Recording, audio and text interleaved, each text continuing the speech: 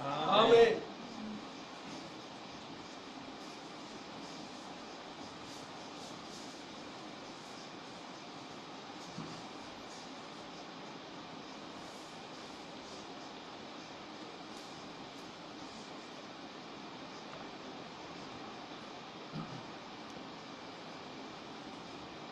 ప్రభునందు ప్రియులారా, మాతో కలిసి మరి చక్కగా ఆరాధనలో పాల్గొన్న సహోదర సహోదరులందరికీ కూడా ప్రభునామములో ప్రేమను చెల్లిస్తున్నాం. మరి కొంతసేపు దేవుని వాక్యాన్ని మనం ధ్యానం చేద్దాం. మరి దేవుని మాటలు మనకు జీవపు వాక్కులు. మరి శరీరము వృద్ధి చెందడానికి దేవుడు భూమి నుంచి మొలిపించిన ఆహారాన్ని రోజుకు 3 సార్లు లేకపోతే ఇంకా ఎక్కువ సార్లు మనం భుజించి బలం పొందుతాం, క్షేమాభివృద్ధి చెందుతాం. కానీ ఈ శరీరాలన్నీ కూడా అశాశ్వతం. నేడుండి రేపు మంటిలోకి పోయే ఈ శరీరాలు అశాశ్వతమైనవి.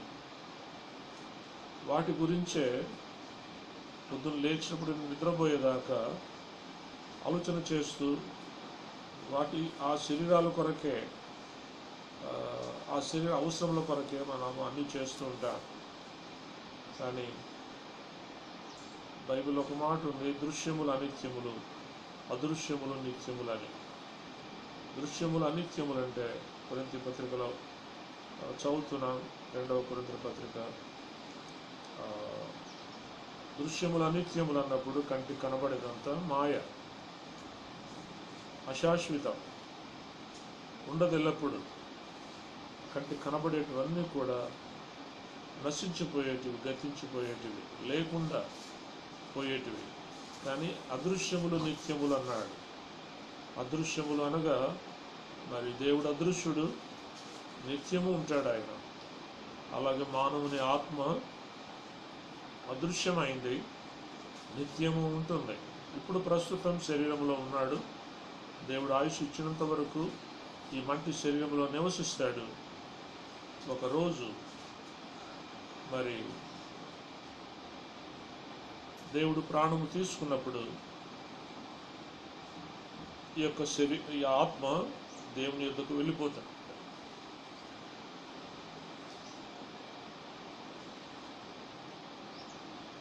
అలాగైతే ప్రియులారా,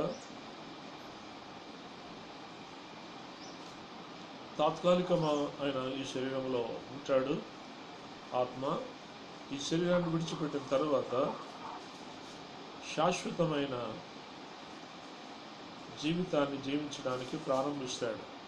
అది పరలోకములోన నరకములోన అనేది వేరు సంగతి. ఎక్కడికి వెళ్ళినా ఈ శరీరం వదిలిపెట్టిన తర్వాత ఉండే చోటు శాశ్వతమైంది. కాబట్టి ఆ నరకానికి ఎవరు వెళ్ళడానికి ఎవరు ఇష్టపడరు. కానీ ఆ నరకము తప్పించుకోవాలి అంటే పరలోకానికి వెళ్ళాలి. పరలోకానికి వెళ్ళాలి అని అంటే దేవుని యందు భయభక్తులు కలిగి ఉండాలి. దేవుని యందు భయభక్తులు కలిగి లేకుండా ఎవరు కూడా శాశ్వతమైనటువంటి ఆ యొక్క ఆనందలోకములోనికి, పరలోకములోనికి, తండ్రి అయిన దేవుడు ఉన్న ఆ లోకములోనికి మనం వెళ్ళలేం. కాబట్టి ప్రియులారా, గమనించండి, మనిషికి భయభక్తులు చాలా చాలా చాలా మరి అమూల్యమైనవి, అవసరమైనవి. మహాజ్ఞాని అయినటువంటి ప్రసంగి గ్రంథకర్త ఇలాగంటాడు, చూడండి. ప్రసంగి గ్రంథం 12వ అధ్యాయం, ప్రసంగి గ్రంథం 12వ అధ్యాయం 13వ వచనం. ఇదంతయు వినిన తరువాత తేలిన ఫలితార్థం ఇదే: దేవుని యందు భయభక్తులు కలిగి ఉండి ఆయన కట్టడలను అనుసరించి నడుచుచుండవలెను. మానవ కోటికి ఇదియే విధి. మానవ కోటికి ఇదియే విధి అంటున్నాడు. ఇదంతా విన్న తర్వాత తేలిన ఫలితార్థం ఇదే.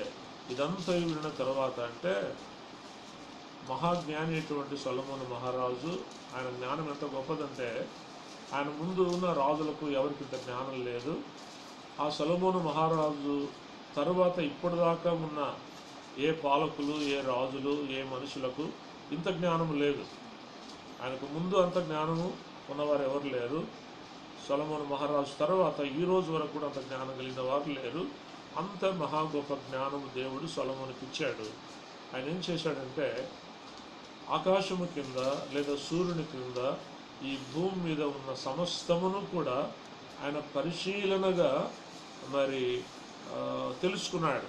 లేదా ఒక మాట చెప్పాలంటే ఆయన రీసెర్చ్ చేశాడు. ఆయన 9వ వచనం చూడండి, 12:9. ప్రసంగి జ్ఞాని అయి ఉండెను, అతడు జనులకు జ్ఞానము బోధించాను. అతడు ఆలోచించి సంగతులు పరిశీలించి అనేక సామెతలను అనుక్రమపరిచాను. ప్రసంగి జ్ఞాని అయి ఉండెను, అతడు జనులకు జ్ఞానము బోధించాను. ఇప్పుడు చూడండి, అతడు ఆలోచించి సంగతులు పరిశీలించి అనేక సామెతలను అనుక్రమపరచాను. అలాగైతే ప్రియులారా, రీసెర్చ్ చేశాడు ఆయన, గొప్ప రీసెర్చ్ స్కాలర్ ఆయన. ఏమేమి రీసెర్చ్ చేశాడు? ఆకాశము క్రింద, సూర్యుడి క్రింద, ఈ భూలోకములో ఉన్న సమస్తమును కూడా ఆయన పరిశీలనగా ఆలోచించి తెలుసుకున్న వ్యక్తి. ఇప్పుడు ఏమంటాడంటే 13వ వచనం, ఇదంతా వినిన తరువాత అంటే ప్రపంచంలోని సంగతులన్నీ కూడా మేళవేసి వడగట్టి అన్ని సంగతులు తెలుసుకున్న తర్వాత ఆయనకు 1000 మంది భార్యలు. సొలొమోను మహారాజుకి ఎంతమంది భార్యలు? 1000 మంది. అంటే ఇంకా ఆయనకి ఏం తెలియదో చెప్పండి, ఏ సుఖం అనుభవించలేదో చెప్పండి, ఏ భోగం అనుభవించలేదో చెప్పండి. ఆయన వేసిన తోటలు, ఆయన వేసిన మరి పండ్ల చెట్లు, కూరగాయల చెట్లు, చెప్పాలంటే ఆయన పొలాలు, ఆయన ధాన్యాలు, లోకములో ఏమండి ఈవెన్ త్రాగుడు కూడా ద్రాక్షారసం, శ్రేష్టమైన ద్రాక్ష గెలల రసము, ఎంతో పెద్ద పెద్ద ద్రాక్ష తోటలు వేసి, అంజూరపు తోటలు వేసి, పండ్ల తోటలు అన్నీ వేసి, ఏమండి ఒక రాజుగా ఏం కొదవ చెప్పండి? రాజు అనుకుంటే దెబ్బల కొదవ అంట. రాజు అనుకుంటే ఏం తక్కువ? ఒక సమస్తమును లోకములో ఉన్నది ఏది అడ్డు రాలేదు. ఆయనకు అన్నీ అనుభవించాడు. 1000 మంది భార్యలు, బంగారు వెండి లెక్కలేదు, డబ్బులు లెక్కలేదు, తోటలు, ధాన్యాలు, ఇండ్లు లెక్కలేదు. 1000 భార్యలు, 1000 మంది భార్యలు, 1000 ఇండ్లు కట్టించాడు. ఒకవేళ రాజభవనం ఉంది, అంతఃపురం ఉంది. సమస్తమును కూడా ప్రపంచమంతట్లో ఉన్న సమస్తాన్ని అనుభవించాడు. తన జ్ఞానముతో ఆలోచించి పరిశీలించాడు. ఆయన చెబుతున్న అద్భుతమైన మాట ఏంటంటే 12వ అధ్యాయం 13వ వచనం, ప్రసంగి గ్రంథం, ఇదంతా విన్న తరువాత తేలిన ఫలితార్థం ఇదే. ఏమండి, జ్ఞానం ఉన్నవాళ్ళు అర్థం చేసుకోండి. ఆలోచన శక్తి ఉన్నవాళ్ళు, చదువుకున్న వాళ్ళు, జ్ఞానం ఉన్నవాళ్ళు, ఆలోచన శక్తి ఉన్నవాళ్ళు అర్థం చేసుకోండి. ఇదంతా విన్న తరువాత ప్రపంచంలో ఉన్న సమస్తము ఆయన తెలుసుకొని అనుభవించి తరువాత నేర్చుకున్న తరువాత తేలిన ఫలితార్థం ఇదే. ఇదే ఫలితం చివరిది. ఇదే ఫలితం ఏంటంట? దేవుని యందు భయభక్తులు కలిగి ఉండి ఆయన కట్టడలను అనుసరించి నడుచుచూ ఉండవలెను. భయభక్తులు కలిగి ఆయన కట్టడలు అంటే ఆయన ఆజ్ఞలు అనుసరించి నడుచుచుండవలెను. మానవ కోటికి ఇదే విధి. మానవులు పుట్టిన తర్వాత మానవ జన్మ ఒకటే. మానవ జన్మ ఎత్తిన తర్వాత మనిషిగా ఎన్ని సంవత్సరాలు జీవిస్తాడో ఆ జీవించిన తరువాత తెలుసుకోవాల్సిన ఒకటే ఒక విషయం ప్రాముఖ్యమైనది ఏంటంటే దేవుని యందు భయభక్తులు కలిగి ఆయన కట్టడలను లేదా ఆయన ఆజ్ఞలను, విధులను అనుసరించి నడుచుచుండవలెను. మానవ కోటికి ఇదే విధి. అంటే a duty of a man is this only. A duty of a man is this only. మానవుని విధి, మానవుని డ్యూటీ మానవుని యొక్క కర్తవ్యం ఈ లోకంలో ఏంటి అంటే దేవుని యందు భయభక్తులు కలిగి ఉండి ఆయన ఆజ్ఞలు నెరవేరుస్తూ ఉండాలి. ఇది ప్రాముఖ్యమైంది, ఇది ఆవశ్యకమైంది, ఇదే కర్తవ్యం, ఇదే విధి. ఎంతమందికి చేస్తున్నారు చెప్పండి? అసలైన సిసలైన ప్రాముఖ్యమైన గొప్ప రీసెర్చ్ స్కాలర్ తేల్చిన ఫలితార్థం ఇది. ఈ భయము భక్తి ఎంతమందికి ఉంది? మన యవనస్తులైతే విచ్చలవిడిగా తిరుగుతున్నారు బయట. ఆరాధన సమయంలో కూడా ఏమండి దేవుని ఆ సంఘ ఆత్మ సంబంధమైన కార్యక్రమాలు జరుగుతున్నప్పుడు మందిరంలో యవనస్తులు బయట తిరుగుతున్నారు, యవనస్తురాములు బయట తిరుగుతున్నారు భయం లేకుండా. అనేక మంది స్త్రీలు పురుషులు కూడా ఏమి తిందామా, ఏమి తాగుదామా, ఏమి ధరించుకుందామా, ఎక్కడ పడుకుందామా, ఏం సంపాదించుకుందామా, ఏ ఇల్లు కడదామా, ఏ పొలము కొందామా, ఏ తోట కొందామా, ఎంత బంగారు సంపాదిద్దామా, ఎంత వెండి సంపాదిద్దామా, ఎంత గొప్ప చదువు చదువుదామా, ఎంత గొప్ప పదవులు సంపాదిద్దామా, ఇవే ఆలోచన పరంపరలు మానవులకి. అసలైన సిసలైన ప్రాముఖ్యమైనది విషయం ఏంటి? అంశం దేవునికి భయపడి దేవునికి భక్తి చేసి ఆయన ఆజ్ఞలు ఎన్నైతే ఉన్నాయో అవన్నీ నెరవేరుస్తూ ఉండడమే మానవుని కర్తవ్యం. ఎవరు చేస్తున్నారు అది? చేయడంలే. నేను ఉదాహరణ చెప్తాను. నేను కూడా ఇంత భయభక్తులు ఉన్నాయి సంపూర్ణంగా నేను అనను, కానీ అనలేను కూడా. కానీ ఇప్పుడు నా పరిస్థితి ఏంటంటే నిన్న మొన్ననే కోలుకున్నా. తెల్లవారుజాము 4 గంటలకు లేచి 5 గంటలకు సువార్త చెప్పే ఓపిక, ఆ సత్తువ నాకు లేదు. స్వరం కూడా బాగాలేదు. ఉప్పుగళ్ళు నోట్లు వేసుకొని మింగుతా మాట్లాడుతున్నాను. కానీ పొద్దున్న లేచి 4 గంటలకే స్నానం చేసి 5 గంటలకు సువార్త చెప్పాను. ఒక పాట పాడి సువార్త చెప్పాను. దేవుడు సాయం చేశాడు, కృప ఇచ్చాడు. ఎందుకు చేశాను ఆ పని? నా ఒళ్ళులో ఆరోగ్యం లేదు, లేకపోతే నాకు ఓపిక లేదు, లేవలేనంత పరిస్థితి నా ఒళ్ళులో ఉంది. ఎందుకు చేశాను? కేవలం భయపడి అని మీకు మనవి చేస్తాను. ఎవరికి భయపడి? దేవునికి భయపడి. ఇక్కడ చాలామంది క్రాంతినగర్లో మైక్ గట్టిగా పెట్టొద్దు, స్లోగా పెట్టుకోండి, చిన్నగా పెట్టుకోండి, లేకపోతే మైక్ ఆఫ్ చేయండి, లోపలికే మాట్లాడుకోండి, రకరకాలుగా మాట్లాడుతుంటారు. ఆ పైన మైకులు నేను కట్టాను. ఎందుకు కట్టాను తెలుసా? అవి ఎర్రగుంట్ల టౌన్ అంతా వినపడతాయి. ఒకవేళ మీరు ఈరోజు బయట పండుకుంటే ఎక్కడ మిద్దెల మీద వినుంటారు సువార్త. ఎంతో దూరం పోతాయి. గాలి కొంచెం అనుకూలం చేస్తే ఇంకా మరి ఎర్రగుంట్ల దాటి ఇంకా అవతల పల్లెకి వినపడతాయి. అలాగైతే నేను ఈ క్రాంతినగర్లో ఉన్న అయ్యలగారులకు అమ్మగారులకు నేను భయపడ్డంలా. వాళ్ళు ఉన్నారు శత్రువుల్లాగా, నాకు పక్కలో శూలములాగా ఉన్నారు చాలామంది. నేను ఎవరికి భయపడ్డంలా, ఏ మనిషికి భయపడినా దేవునికి భయపడతా. ఎందుకు లేచి చెప్పాను? 4 గంటలకి లేచి దేవునికి భయపడి అని చెప్తున్నా. ఇది ఒక నిదర్శనం, ఓకే, మీకు అర్థం కాదని చెప్పా. అట్లా దేవునికి భయపడి ఎన్ని చేయాలి మనం కార్యాలు? భయపడితే ఎన్ని కార్యాలు చేయవలసిన వారుగా ఉన్నాం మనం, ఎన్ని చేస్తున్నా.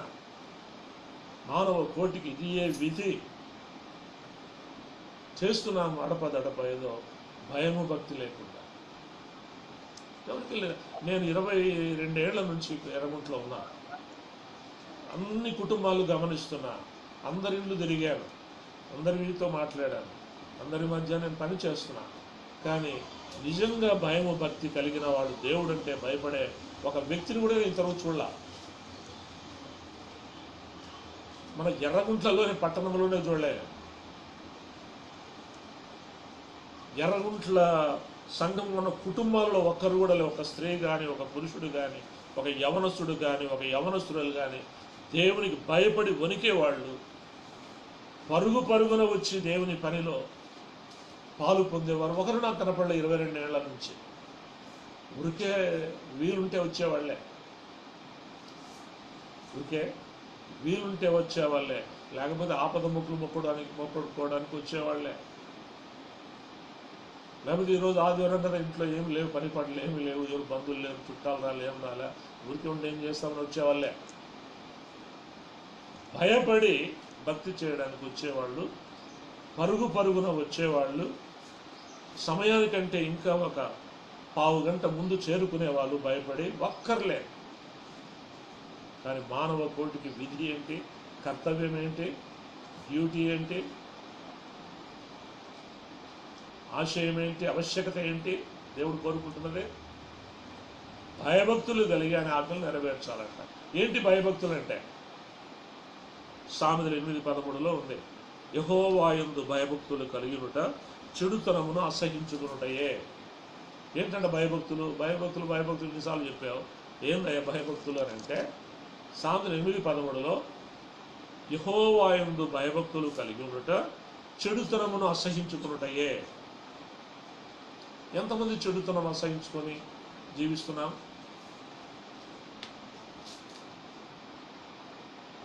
నిజంగా భయము భక్తి ఉంటే ఏం అసహించుకుంటారంట? చెడుతనాన్ని అసహించుకుంటారంట. ఇప్పుడు ఎక్కడక్కడ మనం ఊర్లో తిరిగితే గోడల మీద రాసి ఇక్కడ మలమూత్రములను విసర్జించరాదు అని ఉంటుంది.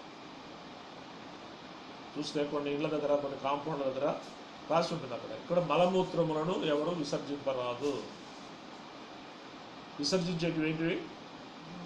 మలమూత్రాలు. కానీ దేవుడు ఏం రాయించాడు? ఏం విసర్జించాలంట? చెడుతనమును విసర్జించాలి, లేకపోతే అసహించుకోవాలి. యెహోవా యందు భయభక్తులు కలిగినుట చెడుతనమును అసహించుకునుటయే. ఎంతమంది చెడుతనం అసహించుకుంటున్నారు? ఎంతమంది అబద్ధాలు అబద్ధం మాట్లాడకూడదని అనుకుంటున్నారు? ఒక అబద్ధం పొరపాటు నోటికి చి ఏంటి అబద్ధం నా నోటికి వచ్చిందా, చి ఈ అబద్ధం ఎప్పుడు నా నోటికి రాకూడదు అనే వాళ్ళు ఎంతమంది ఉన్నారు?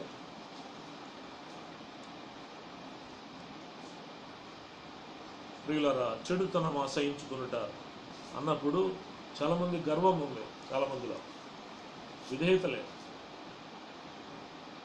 నేను గమనిస్తున్నా, కొన్నిసార్లు నేనే అణుచుకుంటా, నేనే తగ్గించుకుంటా, గట్టిగా అరుస్తా కానీ అందరినీ, నేనే తగ్గిపోతా, నేనే అణుచుకుంటా నన్ను నేనే.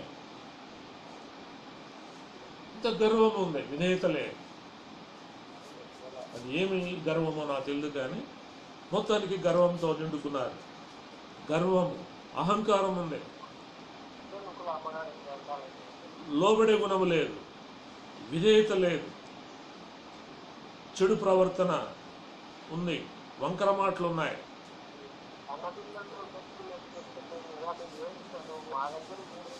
అలాగైతే ప్రియులారా గమనించండి, మరి చెడుతనం అనగా చాలా ఉన్నాయి, లిస్టు నేను చెప్పలేను. కానీ మరి గర్వము కానీ, అహంకారం కానీ, అవిధేయత కానీ, చెడు ప్రవర్తన కానీ, వంకర మాటలు కానీ, చెడ్డ మాటలు కానీ, అబద్ధాలు కానీ, ఇవన్నీ అసహించుకోవాలంట. అవి అసహించుకునుటయే యెహోవా యందు భయభక్తులు కలిగి ఉండుట అనే మాట సామెతలు 8:13 ఉంది.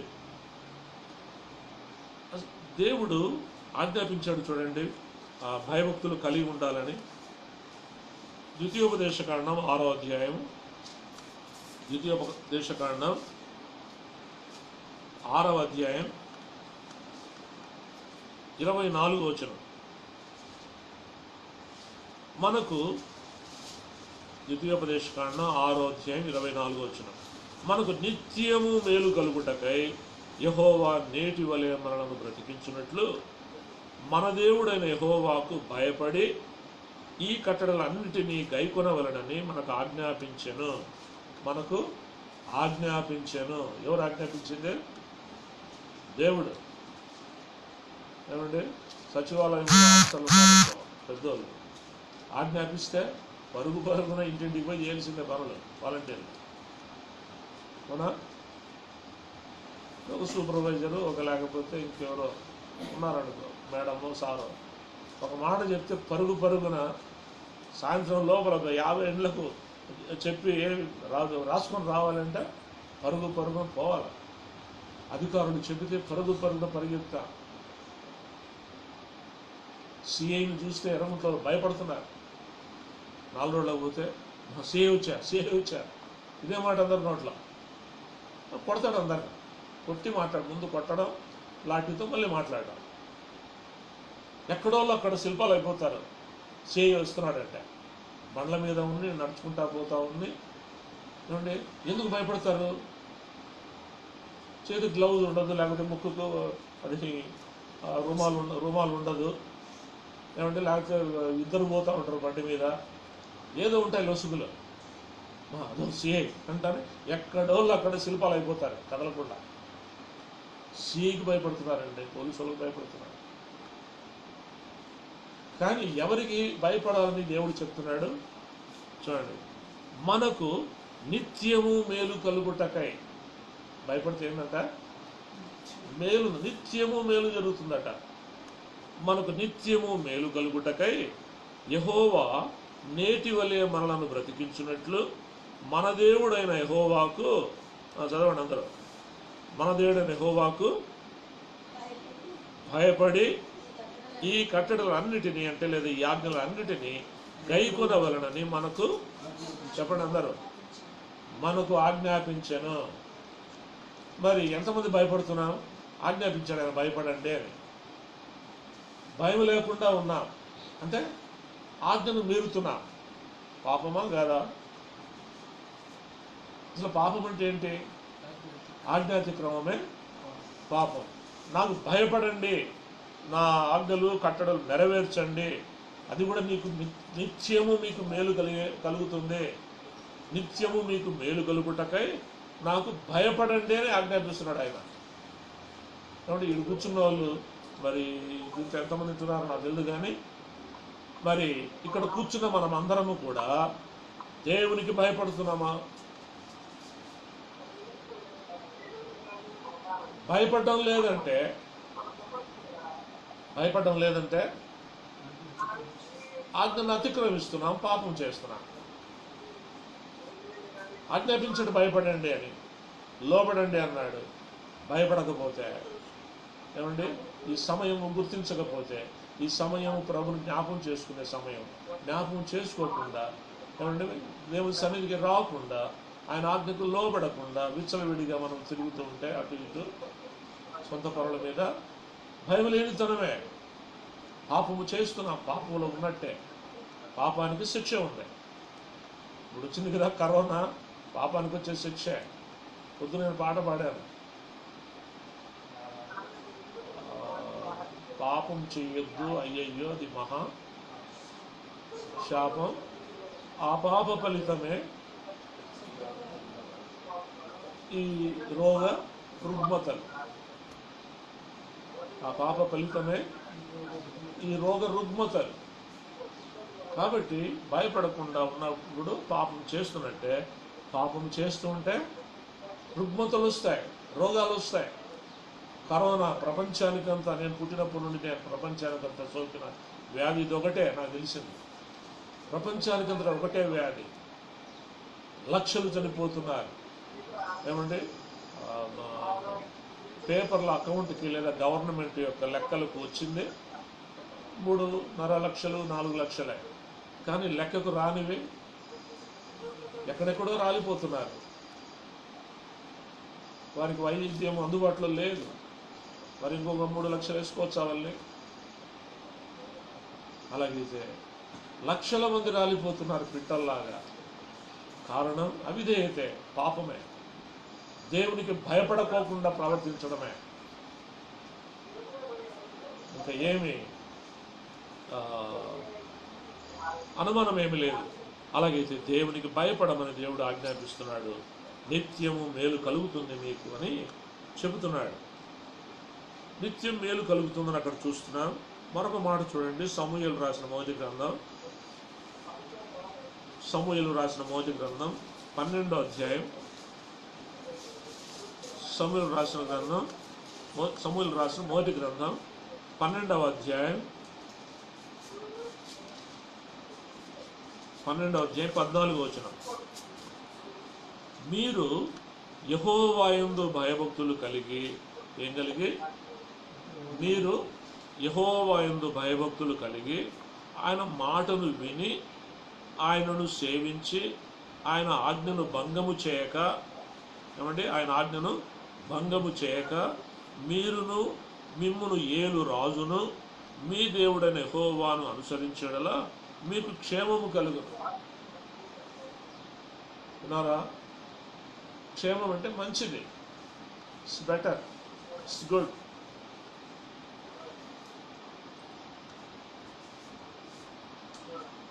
క్షేమం అంటే కులాస ఉన్నారా అని అడుగుతారు. క్షేమం అంటే కులాస. క్షేమం అంటే ఆరోగ్యం ఉన్నారా అంటే క్షేమంగా ఉన్నారా.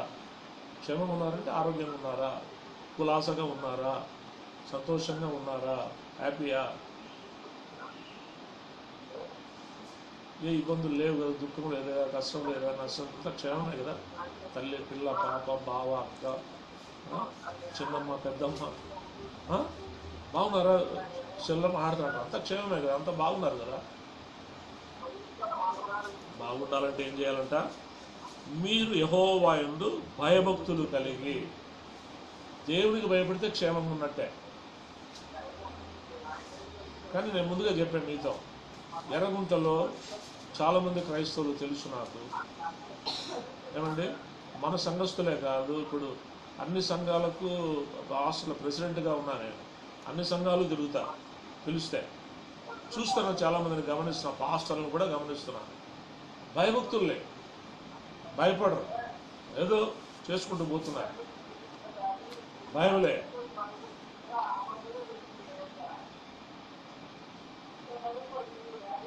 మీరు యెహోవా యందు భయభక్తులు కలిగి ఆయన మాటను విని ఆయనను సేవించి ఆయన ఆజ్ఞను భంగము చేయక మీరును మిమ్మును ఏలు రాజును మీ దేవుడైన యెహోవాను అనుసరించిన ఎడల మీకు క్షేమము కలుగును. మీరు లోబడాలి. వినరా? సరే కూర్చో. మీరు లోబడాలి, మీ రాజు కూడా లోబడాలి. మీ రాజు అంటే ఎవరికి మినహాయింపు ఏమీ లేదు. దేవునికి భయపడే విషయంలో మినహాయింపు ఎవరికి లేదు. ముసలోళ్ళకి కానీ, పెద్దోళ్ళకి కానీ, చిన్నోళ్ళకి కానీ, రాజు కూడా మినహాయింపు లేదు. అందరూ భయపడాల్సిందే. అప్పుడు మీకు క్షేమము కలుగును. ప్రభువా, మాకు క్షేమము దయచేయి, ఆరోగ్యం దయచేయి, మాకు మేలు దయచేయి, సహాయం చేయి, మొరపెట్టుకుంటా ఉంటా. ఎప్పుడు వస్తుందంట? మనం భయపడితే, మనం ఆయన్ని సేవిస్తే, మనం ఆయన ఆజ్ఞలకు లోబడితే. అది ఎవరు చేయరు. ప్రభువును దీవించు, ఆశీర్వదించు, క్షేమమే, తల్లిని, పిల్లను, నన్ను, కొడుకును, కూతురును కాపాడు, అత్తను కాపాడు, మామను కాపాడువే. కానీ భయపడేది మాత్రం లేదు దేవునికి. ఇదే అధ్యాయం చూడండి, 12:24. 12:24. ఆయన మీ కొరకు ఎన్ని గొప్ప కార్యములు చేసినో అది మీరు తలంచుకొని మీరు యెహోవా యందు చదవండి అందరూ, భయభక్తులు కలిగి నిష్కపటులై పూర్ణ హృదయముతో ఆయన సేవించుట. చెప్పండి అందరూ, ఆయన సేవించుట ఆవశ్యకము. అంటే ఆయనకు భయపడేది ఆవశ్యకం, తప్పనిసరి. It's badly needed. ఏమైనా చేయకుండా ఉండండి, కానీ దేవునికి భయపడడం మాత్రం ఆవశ్యకం, తప్పనిసరి. దేవునికి భయపడమంటే అలాగ నాశనం అయిపోయినట్టే. మనం దేవుని యొక్క ప్రేమ పరిధిలో నుండి, ఆయన రాజ్యములో నుండి, ఆయన యొక్క అధికారము నుండి, ఏమండి, లేదా ఆయన సంఘములో నుండి, ఆయన యొక్క స్వాస్థ్యములో నుండి మనం బయటికి నెట్టివేయబడినట్టే, భయం లేదంటే. చాలా అంతో ఇంత భయం ఉండాలిరా అంటారు. అంతో ఇంతో కాదు నేను చెప్పేది, పూర్తిగా భయపడాలి. అంతో ఇంతో ఉన్నా కూడా భయం లేనట్టే. పూర్తిగా భయపడడం ఆవశ్యకం. మహాజ్ఞాని సొలొమోను రాజు ఏమన్నాడు? మానవ కోటికి భయభక్తులు కలిగి ఉండడం ఇదే విధి, ఇదే కర్తవ్యం అన్నాడు. భయపడ్డము ఆవశ్యకమే, భయపడ్డం ఆవశ్యకం, తప్పనిసరి, అది క్షేమం, మంచిది. భయపడాలని దేవుడు ఆజ్ఞాపిస్తున్నాడు కూడా. అలాగైతే ప్రియులారా, మనము అలాగూ దేవునికి భయపడుతున్నామా? అలాగూ దేవుని ఆజ్ఞకు లోబడి మరి ఆయన చెప్పినట్టుగా ఆయన ఆజ్ఞలు నెరవేరుస్తున్నామా? ఆలోచన చేయండి. అలాగైతే ప్రియులారా, మరి బైబిల్లో మనం గమనించినట్లయితే అబ్రహామును దేవుడు ఎంతో ఆశీర్వదించాడు. అబ్రహామును దేవుడు ఎంతో గొప్పగా ఆశీర్వదించాడు. అబ్రహాము తరములో భూలోకములో ఉన్న మానవులందరికంటే ధనవంతుడు ఎవరు? అబ్రహాం. ఆయన కంటే గొప్ప ధనవంతుడు భూలోకములో ఆయన తరములో ఎవరు లేరు. గొప్ప ధనవంతుడు ఆయన. ఆయన గురించి చూడండి, ఆదికాండం 22వ అధ్యాయం, ఆదికాండం 22వ అధ్యాయం 12వ వచనం చూడండి. ఆదికాండం 22:12. అప్పుడు ఆయన, ఆ చిన్నవాని మీద చెయ్యి వేయకుము, అతను ఏమీ చేయకుము, నీకు ఒక్కడై ఉన్న నీ కుమారుని నాకు వెనుదీయలేదు గనుక నీవు దేవునికి భయపడువాడవని ఇందువలన నాకు కనబడుచున్నదాయను. నీవు దేవునికి భయపడువాడవని ఇందువలన నాకు కనబడుచున్నది అని. ఏమి కనబడాలని చూస్తున్నాడు దేవుడు మనలో? ఇప్పుడున్న ప్రతి ఒక్కరిని చూస్తున్నాడు ఆయన, ప్రతి మనిషిని చూస్తున్నాడు. ఏమి కనబడాలని చూస్తున్నాడు ఆయన మనలో? భయం ఉందా లేదా నేనంటే అనేది చూస్తున్నాడు ఆయన. భయం కనపరుస్తున్నామా దేవునికి? కపటంగా లేకపోతే ఏదో డ్రామాలాగా నటనలాగా చేస్తే అది దేవుడికి తెలిసిపోద్ది అప్పుడే. కాబట్టి భయం అనేది వాస్తవంగా యథార్థమైనటువంటి భయము, భక్తి దేవుని మీద మనకు ఉండాలి. ఇక్కడ మనము గమనిస్తే నీకు ఒక్కడై ఉన్న నీ కుమారుడు నాకేం వెనుదీయలేదు కనుక నీవు దేవునికి భయపడువాడవని ఇందువలన నాకు కనబడుచు ఉన్నది అన్నాడు. అలాగే ప్రియులారా గమనించండి, అందుకేమైంది? 16-17 చదువుతాను. నీకు ఒక్కడే అయ్యున్న నీ కుమారుని వెనుక తీయక ఈ కార్యము చేసినందున, లేదా అక్కడ పైన 12వ వచనం చెప్పినట్టు నీవు భయపడినందున, నాకు భయపడినందున ఈ కార్యం చేసినందున నేను నిన్ను ఆశీర్వదించి ఆకాశ నక్షత్రముల వలను సముద్ర తీరమందలి ఇసుక వలెను నీ సంతానమును నిశ్చయముగా విస్తరింపజేసేదను. నీ సంతతి వారు తమ శత్రువుల గవిని స్వాధీనపరుచుకొందురు.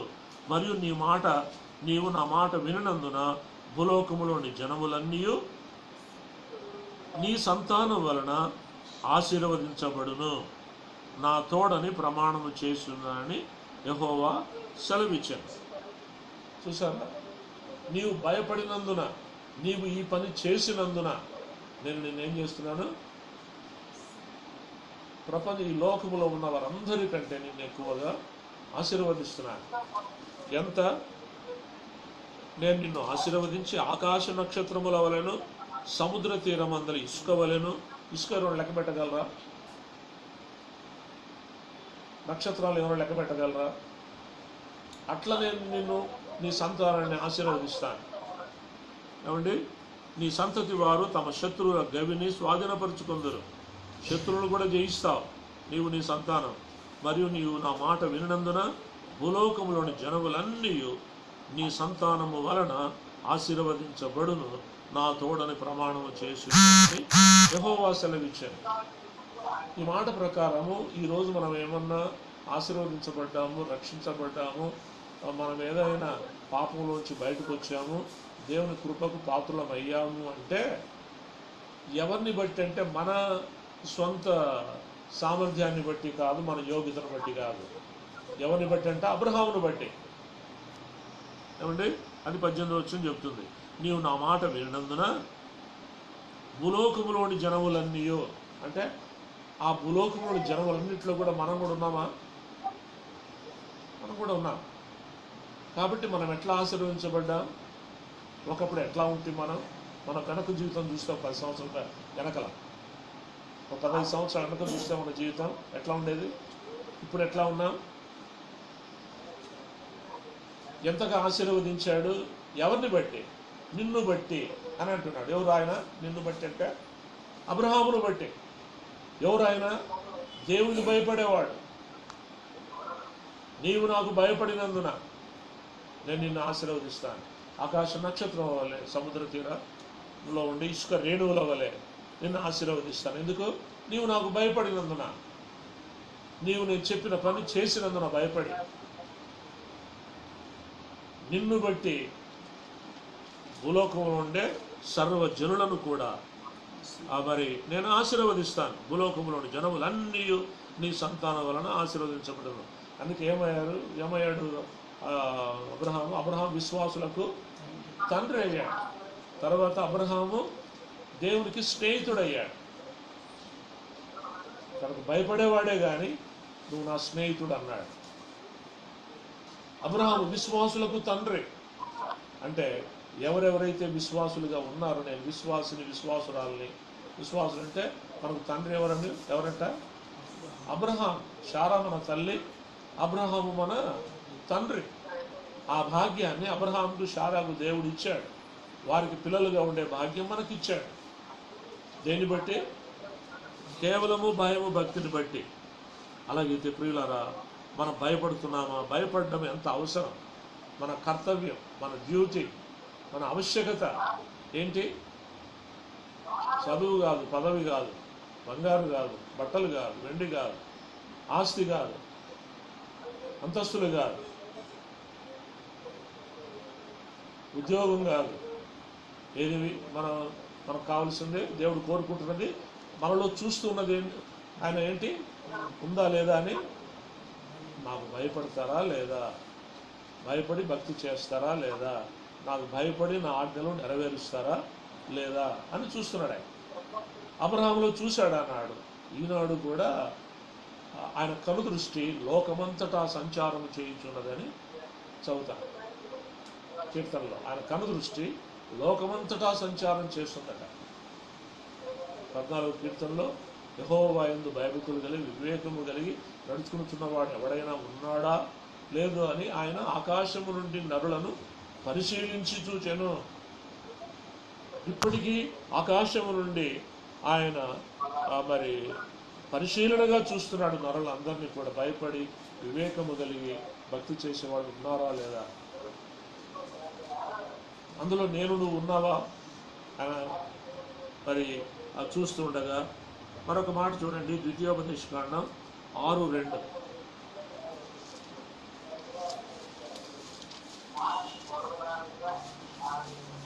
ద్వితీయోపదేశకాండం 6వ అధ్యాయం 2వ వచనం, లేదా మొదటి 2వ వచనం చదువుతాను. నీవును నీ కుమారుడును నీ కుమారుని కుమారుడును నీ దేవుడైన యెహోవాకు భయపడి. ఏమండి, ఎవరెవరు భయపడాలంట? మనందరితో చెప్తున్నాడు. నీవును నీ కుమారుడును నీ కుమారుని కుమారుడును నీ దేవుడైన యెహోవాకు భయపడి నేను నీకు ఆజ్ఞాపించు ఆయన కట్టడలన్నీ ఆజ్ఞలన్నీ నీ జీవిత దినములన్నిటను గైకొనుచు నీవు దీర్ఘాయుష్మంతుడవగునట్లు మీరు స్వాధీనపరుచుకున్నటకు ఏరు దాటి వెళుతున్న దేశమందు మీరు జరుపుకున్నటకు మీకు బోధింపవలనని మీ దేవుడైన యెహోవా ఆజ్ఞాపించిన ధర్మమంతయు అనగా కట్టడలు విధులు ఇవే. నేను వివరించకుండా ఒక మాటలో చెప్పాలంటే ఆయనకు విధేయత చూపించాలి భయపడి. ఎవరెవరు? నీవును నీ కుమారుడును నీ కుమారుని కుమారుడును దేవుడైన యెహోవాకు భయపడి నేను నీకు ఆజ్ఞాపించు కట్టడలన్నిటినీ ఆజ్ఞలన్నీ అంటే మీరు విధేయత చూపించాలి. భయపడి ఏం చేయాలంట? విధేయత చూపించాలంట. భయపడాలని అనేది అది మన కర్తవ్యం, మన నిబద్ధత, మన డ్యూటీ, మన విధానం. ఆయన కోరుకుంటున్నది మనలో, ఆయన ఎదురు చూస్తున్నది, వెతుకుతున్నది మనలో భయము, భక్తి. రెండవది మనకు విధేయత ఉందో లేదో. నీవు నా మాట వినినందన అని చెప్తున్నాడు ఎవరితో? అబ్రహాముతో. నువ్వు నాకు భయపడినందున, నీవు నా మాట వినినందున అని కూడా అంటున్నాడు. అంటే లోబడినందున, విధేయత చూపినందున. మరి లోబడుతున్నామా? విధేయత చూపిస్తున్నామా? అలాంటి కర్తవ్యాన్ని మనం కలిగి ఉన్నామా? భయం ఉందా మనలో, మన కుటుంబంలో, మన బిడ్డల్లో, మన భర్తల్లో, మన భార్యల్లో, మన యొక్క యవనస్తుల్లో, యవనస్తురాండ్రల్లో, చిన్నపిల్లలలో, పెద్దల్లో ఉందా భయపడేది, విధేయత చూపించేది, లోబడేది? ఏం చేయాలి మనం చూడండి. కీర్తనలు 86:11. కీర్తనలు 86:11.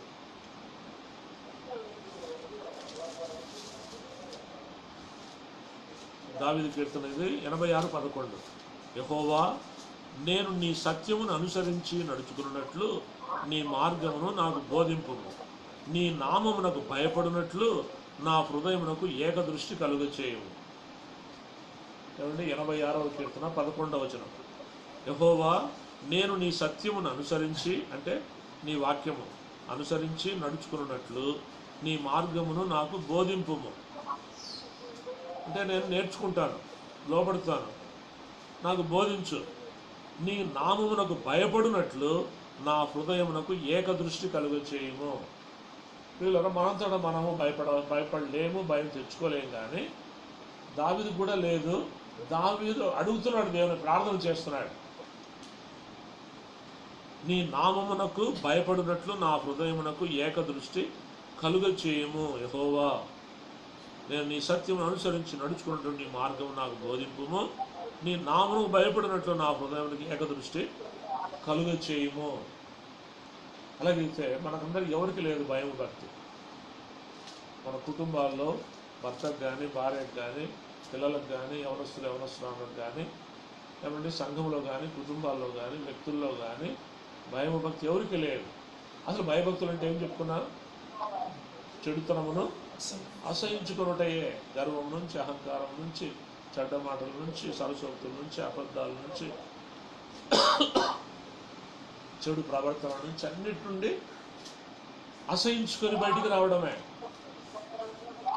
ప్రతి విధమైన చెడుగు నుండి బయటికి రావడమే దేవుని యందు భయభక్తులు కలిగి ఉండరు. భయభక్తులు కలిగి ఉన్న వాళ్ళు ఏ చెడుతనము చేయరు.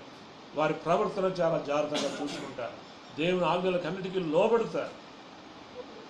చెడుతనమును అసహించుకున్నట్టయ్యే మలమూత్రాలను ఇక్కడ విసర్జించరాదని రాసుంటారు గోడల మీద. మలమూత్రాలను ఎట్లా విసర్జిస్తామో అసహించుకొని, అట్లా చెడుతనాన్ని, పాపాన్ని, అబద్ధాల దగ్గర నుంచి వ్యభిచారం, నరహత్యల దాకా అన్నీ విసర్జించాలి, అసహించుకోవాలి. అదే భయము, భక్తి. అలాగే యోబు అసహించుకున్నాడు, అలాగే అబ్రహాము అసహించుకున్నాడు, అలాగే దానియేలు అసహించుకున్నాడు, అలాగే దావీదు అసహించుకున్నాడు. అసహించుకునే చేత కాకపోతే నాకు ఆ భయపడి అసహించుకునే భాగ్యం నాకు దయచేయ ప్రభు అని ప్రార్థన చేస్తున్నాడు దావీదు. అలాగైతే ఆ నిబద్ధత, కర్తవ్యాన్ని మనం కలిగి ఉండాలి. ఏమండి? భయపడి విధేయత మనం చూపించాలి. భయపడడానికి మనము ప్రార్థన చేయాలి. నీ నామమునకు భయపడినట్లు ఏకదృష్టి కలుగచేయము అని ప్రార్థన చేయాలి. అలాగైతే వచనాలు ఎన్నో ఉన్నాయి, కానీ అన్ని తీయడం మరి సమయం కాదు. గమనించండి, మరి ఇంతవరకు భయభక్తులు కలిగి ఉండాలి. అది దేవుని ఆజ్ఞ. భయభక్తులు కలిగి చెడుతం అసహించుకుంటాయి, దానికి ప్రార్థన చేయాలి. అది ఒక నిబద్ధత లేదా కర్తవ్యాన్ని మనం కలిగి ఉండాలి. మరి అట్లా ఉంటే క్షేమము, నిత్యము మేలు జరుగుతుంది. ఇవన్నీ చూశాం. కాబట్టి అసలైన మేలు ఏంటో డైరెక్ట్గా కొన్ని వచనాలు మాత్రం చూసి ముగించుకున్నా. కీర్తన 34:7 చూడండి. కీర్తన 34:7. కీర్తన 34:7. యెహోవాయందు భయభక్తులు గల వారి చుట్టూ ఆయన దూత కావలి ఉండి వారిని రక్షించును. అంటే భయభక్తులు కలిగిన వారి చుట్టూ ఎవరుంటారంట? యెహోవాయందు భయభక్తులు గల వారి చుట్టూ ఆయన దూత కావలి ఉండి వారిని రక్షించును. ఏమండి? దేవదూతల కాపుదల మనకు ఉంటుంది భయము భక్తి కలిగి ఉంటే. రాత్రి పడుకునేటప్పుడు కొన్నిసార్లు చెడ్డ కళలు వస్తాయి కదా, భయంకరమైన కళలు వస్తాయి, భయపడతాం కూడా, అదుగుతాం. కొన్నిసార్లు దయ్యం కళలు వస్తాయి. అలా రావడానికి వీలు లేదు. కాబట్టి వస్తున్నాయంటే మనం వెంటనే ఏం చూసుకోవాలంటే దేవుని యందు భయము భక్తి తగ్గిందనే. దేవుని యందు భయభక్తులు కలిగి ఉంటే ఏముంది ఇక్కడ? దేవుని దూత కావలి ఉండునా ఉంది. దేవుని దూత కావాలంటే ఏ భయము విషపురుగుల ద్వారా కానీ, దొంగల ద్వారా కానీ, శత్రువుల ద్వారా కానీ, దుష్ట శక్తుల ద్వారా కానీ మనకేం భయం ఉండదు. ఏమి లేదు, భయపడుతున్నాము, లేకపోతే అదురుతున్నాము, లేకపోతే ఇంకోటి అవుతుందంటే మనం వెంటనే పరీక్ష చేసుకోవాలి మనం. ఏమని? మనము దేవునికి భయపడడం లేదు, దేవునికి భక్తి చేయడం లేదు, అందుకే ఇట్లాంటివన్నీ వస్తున్నాయని గుర్తు చేసుకోవాలి. భయభక్తి లేని వాళ్లకు ఇలాంటివన్నీ జరుగుతూ ఉంటాయి. దయ్యాలు కూడా వచ్చి పడతాయి. సేన దయ్యము వచ్చి పట్టింది కదా వానికి. అబ్రహాము కుమార్తె అయినటువంటి ఆమెకు 18 సంవత్సరాల నుంచి నడుము వంగిపోయింది కదా, అక్కడ బలహీనపరచు దయ్యం అని రాయబడింది. యేసుప్రభు అన్నాడు, 18 సంవత్సరాల నుంచి అబ్రహాము కుమార్తె అని ఈమెను బలహీనపరచు దయ్యం బాధ పెడుతుంది, ఈమెను విడిపించగలదా అన్నాడు. సో బలహీనతలు వస్తాయి, దయ్యాలు వస్తాయి, చెడ్డ కళలు వస్తాయి, ఇంకా రకరకాలుగా. అలాగైతే ప్రియమైన వారలారా, యెహోవా యందు భయభక్తులు కలిగి ఉన్నట్లయితే మనకు దేవదూతల కాపుదల ఉంటుందనేది ఇక్కడ మనం చూస్తున్నాం. ఇది 9వ వచనం చూడండి, 34:9. యెహోవా భక్తులారా, ఆయనందు భయభక్తులు ఉంచుడి, ఆయనందు భయభక్తులు ఉంచువానికి ఏమీ కొదువలేదు. విన్నారా? 9వ వచనం, యెహోవా భక్తులారా, ఆయనందు భయభక్తులు ఉంచుడి, ఆయనందు భయభక్తులు ఉంచువానికి ఏమీ కొదువలేదు. చూసారా? కొరత ఉండదంట, కొరత ఉండదు, ఏమీ కొరత ఉండదంట వాళ్ళకి. ఎవరికి? దేవుని యందు భయభక్తులు ఉన్న వాళ్ళకి. దేవుని దూత కాపుల ఎలా ఉంటుంది, తర్వాత వారికి ఏమి కొరత కూడా ఉండదు అని మనం చదువుతున్నాం. తర్వాత 111వ కీర్తన 10వ వచనం చూడండి. యవనస్తులు చూడరా, 111 ఏం ఆలోచన చేస్తున్నావా? ఎప్పుడెప్పుడు ఆపేస్తాడా, ఎప్పుడు పోయి తిందాం అనుకుంటున్నావా? 111వ కీర్తన 10వ వచనం.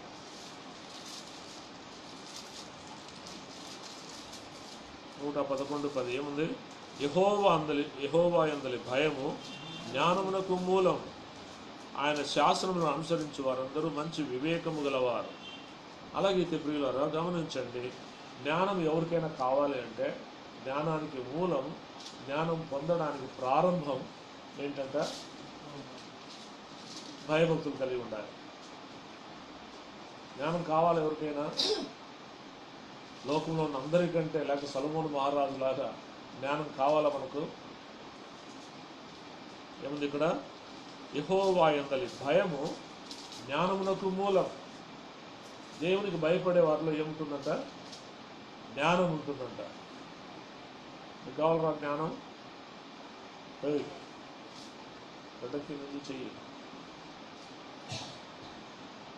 చదువుకోవడానికి జ్ఞానం కావాలి కదా, చదువాడా? ఏముంది? 10వ వచనం, 111:10.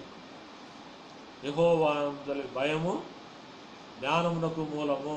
దేవునికి భయపడితే జ్ఞానం ఇస్తాడంట దేవుడు. భయపడేది లేదంటే నువ్వు క్లాసులో అందరికంటే చివరికి ఉంటావు ముద్దులాగా. తుమ్మ ముద్ద లేకపోతే చింత ముద్ద అట్లా అయిపోతావు. అందరికంటే క్లాస్లో ఫస్ట్ ఉండాలంటే జ్ఞానం ఉండాలి, అది భయం ఉండాలి. మరి భయపడితేనే జ్ఞానం దేవుడు ఇస్తా అని చెప్తున్నాడు. 145వ కీర్తన 19వ వచనం.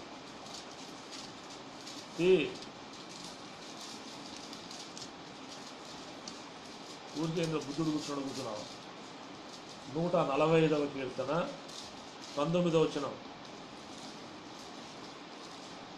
చదువు. 145వ కీర్తన 19వ వచనం.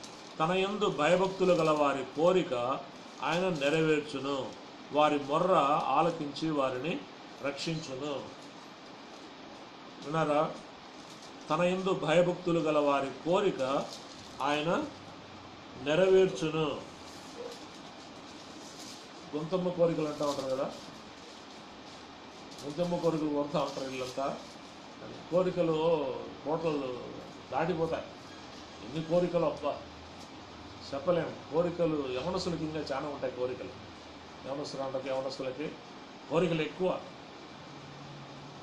అవునా? మాలాంటి ముసలి ఏమనుకుంటారు, ఏమంతా అయిపోయింది లైక్ ఏం నీకు దగ్గర ఉన్నాం సమాధి వాటికి దగ్గర మనకి ఏమంత టైంకి ఇంత మెతుకులు, ఇంత అన్నము, పడుకునేది నిద్ర అంటే చాలు, ఎందుకు ఇంకేం అంతా అయిపోయింది అనుకుంటాం. యవనస్తులు అంటారు. అట్లా కాదు. అమ్మో ఎన్ని ఉంటాయి తెలిసిన కోరికలు చాలా ఉంటాయి. దానికి మంది ఏంది, దానికి మూలమేంది? 19. తన యందు భయభక్తులు గల వారి కోరిక ఆయన నెరవేర్చును, వారి మొర్ర ఆలకించి వారిని రక్షించు. దావీదు కోరికలు నెరవేర్చినవాడు, దానియేలు షడ్రక్ మేషక్ అబేద్నెగోల కోరికలు నెరవేర్చినవాడు, సమూయేలు కోరికలు నెరవేర్చినవాడు. ఏమండి? భక్తుల కోరికలు నెరవేర్చినవాడు, ఎస్తేరు కోరిక నెరవేర్చినవాడు ఆయన. మరి ఎంతోమంది ఆయనకు భయపడి లోబడిన వారందరికీ ఎన్నో కోరికలు వారికి నెరవేర్చినవాడు. చెప్పాలంటే ఇంకా వారు ఆశించిన మా దేవుడు ఎలాంటి వాడంటే 3:20 ఎఫెసీ పత్రిక, ఆశించిన దానికంటే ఊహించిన దానికంటే అత్యధికముగా చే శక్తి గల దేవుడు మన దేవుడు. అట్లా ఇచ్చాడు దావీదుకు, అట్లా ఇచ్చాడు దానియేలుకు దేవుడు, అట్లా ఇచ్చాడు షడ్రక్ మేషక్ అబేద్నెగోలకు దేవుడు. ఆశించిన దానికంటే ఊహించిన దానికంటే అత్యధికంగా వారికి ఇచ్చాడు ఆయన. అబ్రాహాముకి అట్లే ఇచ్చాడు. అబ్రాహాము అసలు ఆకాశ నక్షత్రముల వల్లే ఆశీర్వదిస్తానంటే లెక్క పెట్టగలమా? అలాగైతే ప్రియులారా, మరి ఎంతో గొప్ప ఆశీర్వాదం మనము ఆలోచన చేయడానికి సమయం లేదు. కానీ తన యందు భయభక్తుల గల వారి కోరిక ఆయన నెరవేర్చు. తర్వాత దాని కింద ఏముంది? వారి మొర్ర ఆలకించి వారిని రక్షించును. అలాగైతే భయభక్తులు కలిగి వాళ్ళు ఏం చేయాలి? మొరపెట్టేవారుగా ఉండాలనేది అక్కడ మనం గమనించాలి. ఉరికే భయం భక్తి ఉంటే కాదు, ప్రార్థించేవారుగా మొర్రపెట్టేవారుగా మనం ఉండాలి. అప్పుడే దేవుడు మనము ఆశించినవి ఇస్తాడు. ఆశించిన దానికంటే ఊహించిన దానికంటే అత్యధికముగా దేవుడు మనకి ఇచ్చేవాడుగా ఉన్నాడు. సామెతలు 10:27 చూడండి. సామెతలు 10:27. సామెతలు 10:27.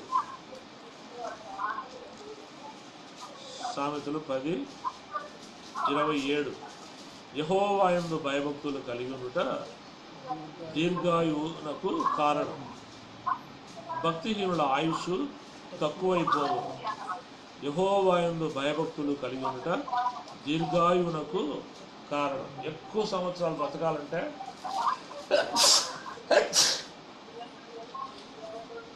ఏం చేయాలంట? ఎక్కువ సంవత్సరాలు, దీర్ఘ ఆయుష్, ఎక్కువ సంవత్సరాలు బతకాలంటే యెహోవా యందు భయభక్తులు కలిగి ఉంటే దీర్ఘాయుష్ ఇస్తాయంట. అవునా?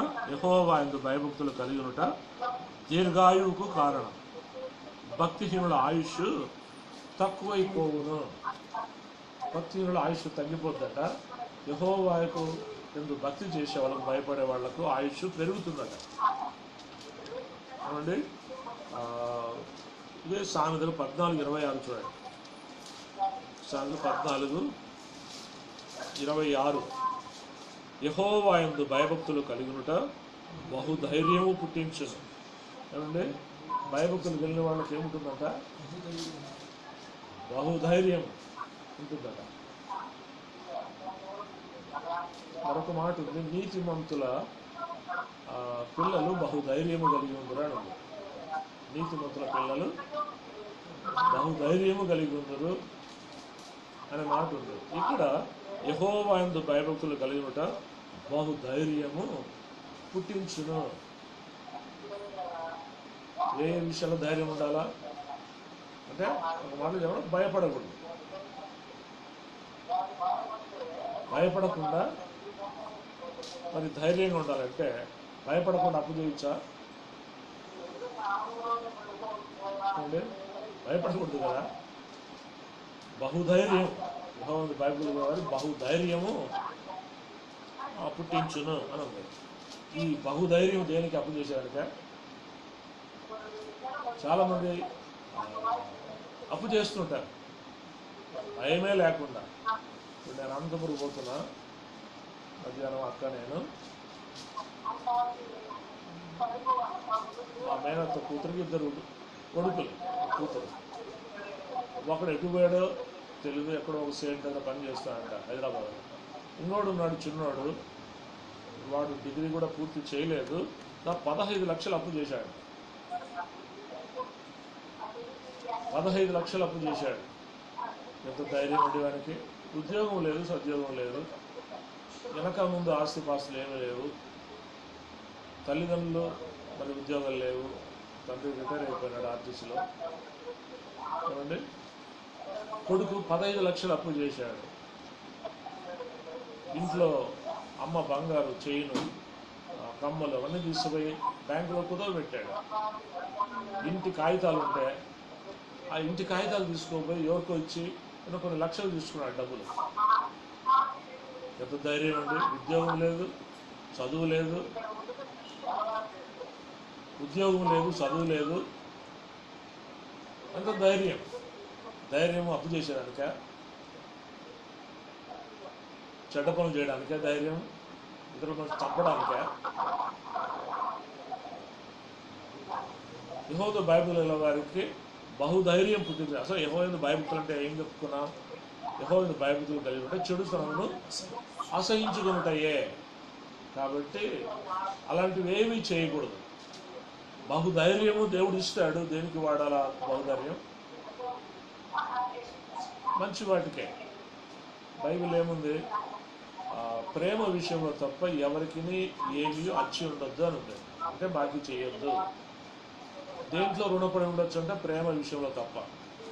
ప్రేమ విషయంలో రుణపడి ఉండు కానీ మిగతా ఏ విషయాల్లో ఎవరికి ఏమి అచ్చి ఉండొద్దు అని ఉంది. అలాగైతే ప్రియులారా, ఒకవేళ ఈ లోకంలో తప్పదు, మరి అప్పు చేస్తున్నాం, దేనికి కూడా మరి మనము ధైర్యం చెడకూడదు.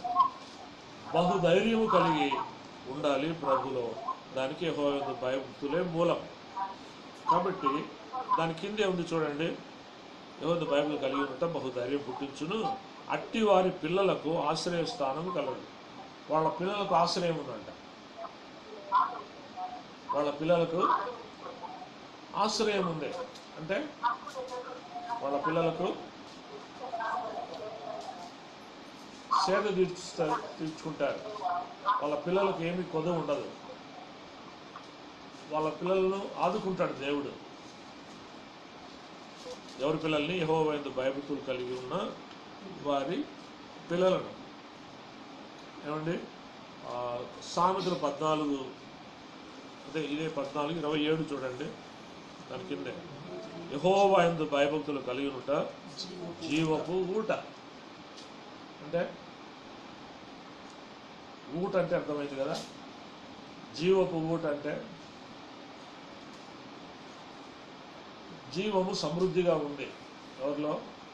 యేసు ప్రభులో. ఆయన జీవాధిపతి. ఆయన నిత్య జీవాన్ని అనుగ్రహించేవాడు. నిత్య జీవం అంటే పరలోకమే. జీవం అంటే శక్తి, బలం.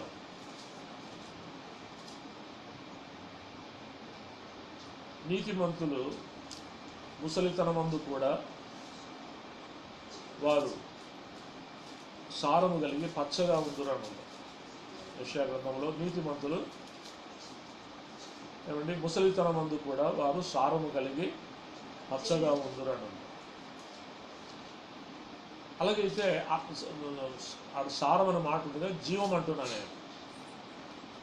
జీవం అంటే సారం, జీవం అంటే శక్తి, జీవం అంటే బలం.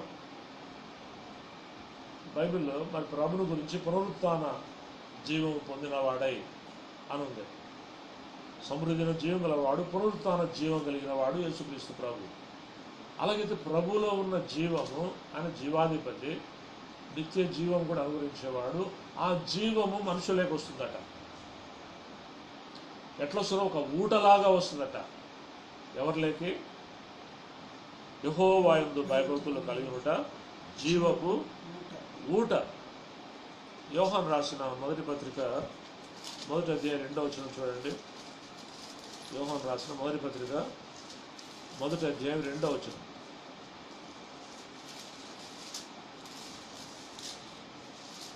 మొదటి పత్రిక 1వ అధ్యాయం 2వ వచనం. ఆ జీవము ప్రత్యక్షమాయను. ఏమండి? ఆ జీవము ప్రత్యక్షమాయనంటే ఎవరు? ఆ జీవం ప్రత్యక్షమైంది ఎవరు? యేసు ప్రభు. ఆ జీవము ప్రత్యక్షమాయను, తండ్రి యొద్ద ఉండి మాకు ప్రత్యక్షమైన ఆ నిత్య జీవమును మేము చూచి ఆ జీవమును గురించి సాక్ష్యమిచ్చుచు దాన్ని మీకు తెలియపరుచున్నాము. జీవం అంటే ఏంటో మీకు అర్థం కావడానికి వచనం తీశాను. ఏమండి? యోహాను రాసిన మొదటి పత్రిక 1వ అధ్యాయం 2వ వచనం. ఆ జీవము ప్రత్యక్షమాయను. యేసు ప్రభువే జీవం అంట. తండ్రి యొద్ద ఉండి మాకు ప్రత్యక్షమైన ఆ నిత్య జీవమును మేము చూచి, ఆ నిత్య జీవాన్ని మేము చూచాము. ఎవరిలో ఉంది అది? యేసు ప్రభులో ఉంది. ఆ జీవం ప్రత్యక్షమైన ఆ నిత్య జీవను మేము చూచి ఆ జీవమును గురించి సాక్ష్యం ఇచ్చచ్చు. అంటే యేసు ప్రభు గురించి సాక్ష్యం ఇస్తున్నారు వాళ్ళు. అలాగైతే ప్రియులారా, ఆయన జీవాధిపతి అని రాయబడింది, నిత్య జీవనం అనుగ్రహించేవాడు అని రాయబడింది, ఆయన పునరుత్థాన జీవం కలిగిన వాడు అని ఉంది. ప్రభు అన్నాడు, పశ్చిమానికి ఇలాగ చేశాడు, ఎండిన వాళ్ళకు మరేమి చేయదురు అన్నాడు. అంటే జీవం కలిగిన వాడు ఆయన.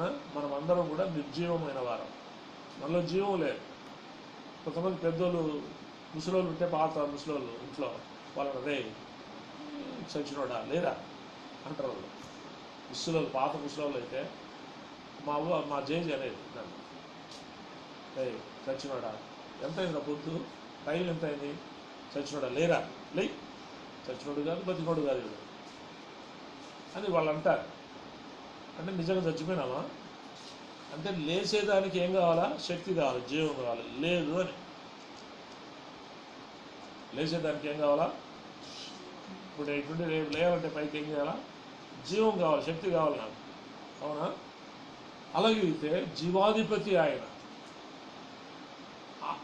ఆయన మేము జీవం ప్రత్యక్షమైంది, ఆ జీవాన్ని మేము చూస్తున్నాము. ఆయన ఎందుకు నిత్య జీవం కలదు, ఆయనను గురించి, ఆ జీవాన్ని గురించి మేము ప్రకటిస్తూ ఉన్నాము అంటున్నాడు యోహాను. ఈ యోహాను ఎక్కడ ఉండేవాడు చెప్పండి? ఈ పత్రిక రాసిన యోహాను స్థానం ఎక్కడ? యేసు ప్రభులో ఉన్నప్పుడు రొమ్ములో ఆనుకొని ఉన్న ప్రియమైన శిష్యుడు ఆయన. అందుకే జీవము ఆయనలోకి వస్తూ ఉంది. జీవం అంటే సారం అని కూడా చెప్పాను కదా. అలాగే అయితే ద్రాక్ష చెట్టు ఉంది, తీగ ఉంది. పండ్లు దేనికి కాస్తాయి? పూలు కానీ, పండ్లు కానీ, కాయలు కానీ తీగకే వస్తాయి. కానీ ఆ తీగలేకి ఆ పూలు లేకపోతే ఆ కాయలు లేకపోతే ఆ పండ్లు ఎట్లా వస్తాయి? ఆ సారం తీయగా ఉంటాయి పండ్లు తింటాయి కదండి. ఆ తీయని సారము, ఆ తీయని ధనము ఆ తీగలేకి ఎట్లా వస్తుంది? దేంట్లో ఉంటే వస్తుంది? ద్రాక్ష చెట్టు కాండములో నుంచి తీగలేక వస్తుంది. తీగని అట్లా కత్తిరించినాం అనుకోండి, వస్తుందా సారం? పండ్లు వస్తాయా? కాయలు వస్తాయా? లేదు. అది అంటి పెట్టుకొని ఉంటే కాండాన్ని తీగ, ఈ ద్రాక్ష చెట్టులో ఉన్నటువంటి సారము, ఆ అలిగొరి, ఆ తీయని ధనము ఏమండి, ఆ రసము తీగలేకొచ్చి తీగలో ఉన్నటువంటి కాయలోనికి వెళ్ళి ఎంతో మాధుర్యాన్ని కలిగిస్తుంది. అలాగే ప్రియులారా, జీవాధిపతి ఆయన. ఇక్కడ మనం ఏం చదివాం? ఆయన భయభక్తులు కలిగి ఉంట జీవపు ఊట. అంటే దేవునికి భయపడి ఎప్పుడు కూడా ఆయనతో సహవాసం చేస్తే, భక్తి చేస్తే, ఆయనతో కూడా మనం ఉంటే అది ఏంటంటే జీవపు ఊట అంట. ఒక ఊట, నీళ్ళలో ఊట ఎట్లా వస్తుందో, బావిలో ఊట ఏమండి, అట్లా మనం యేసు ప్రభును అంటి పెట్టుకొని భయభక్తులు కలిగి ఉండి ఆయనతో సహవాసంలో ఉంటే ఆ జీవము, యేసు ప్రభులో ఉన్న జీవము ఊటలాగా వస్తుందంట మనలోకి. ఎట్లయితే ద్రాక్ష కాండములో నుండి, చెట్టులో నుండి తీగలోనికి ఉన్నటువంటి ఆ ద్రాక్ష గెలకు ఎట్లయితే సారం వస్తుందో అట్లా మరి జీవాధిపతి అయిన యేసు ప్రభులో నుండి జీవము ఒక ఊటగా మనలోనికి ప్రవేశిస్తుంది అనేది మనము గమనిస్తున్నాం. చూడండి, యెషయా గ్రంథం 33:6. యెషయా గ్రంథం 33:6 గమనించండి.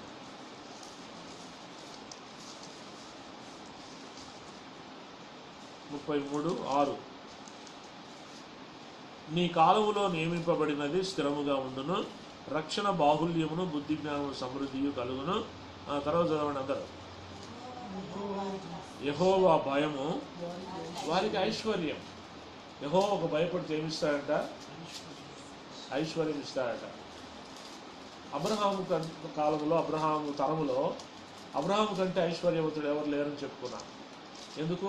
అబ్రహాముని దేవుడు అంత ఐశ్వర్యం ఇచ్చాడు. భయపడేవాడు. నీకు నీ సంతానాన్ని కూడా అట్లే ఇస్తా అన్నాడు. ఇప్పుడు Arab countries, Saudi, Gulf countries,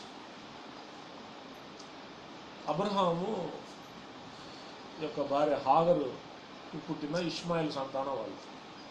Gulf countries అన్నీ, అరేబియా, సౌదీ అన్నీ కూడా గల్ఫ్ కంట్రీస్, అరబ్ కంట్రీస్ అన్నీ కూడా అరబ్బులు అంటారు వాళ్ళని. ఇష్మాయిల్ సంతానం వాళ్ళు. ఇష్మాయిల్ ఎవరు? అబ్రహాం ఇస్సాక్ కంటే ముందు హాగరుకు పుట్టినవాడు. నీ సంతానాన్ని దేవుడు ఆశీర్వదిస్తా అన్నాడు, దీవిస్తా అన్నాడు.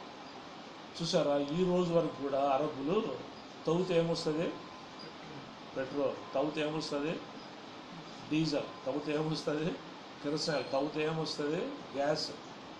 తవ్వుతే మనం తవ్వుతే ఏమొస్తుంది? నీళ్ళు కూడా పడవు. మనం తవ్వుతే 600 అడుగులే లోపల బోరు, నీళ్లు పడవు. మనం తవ్వుతే నీళ్లు పడవు.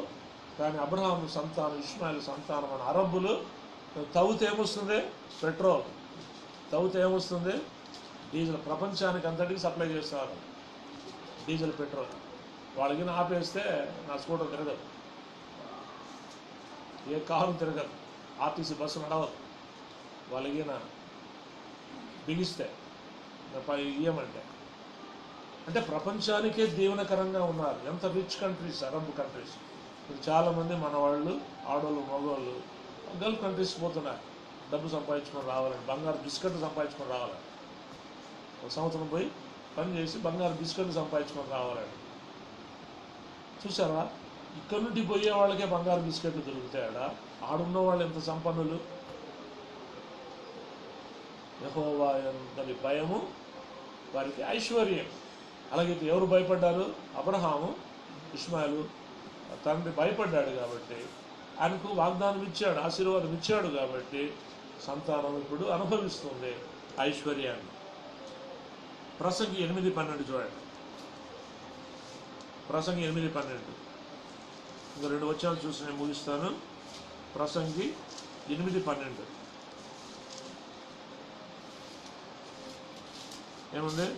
పాపాత్ములు 100 మారులు దుష్కార్యము చేసి దీర్ఘాయుష్మంతులైనను దేవుని యందు భయభక్తులు కలిగి ఆయన సన్నిధికి భయపడువారు క్షేమముగా ఉందురనియు, భక్తిహీనులు దేవుని సన్నిధిని భయపడరు గనుక వారికి క్షేమం కలుగదనియు, వారు నీడ వంటి దీర్ఘాయువును పొందకపోదురనియు నేను ఎరుగుదును.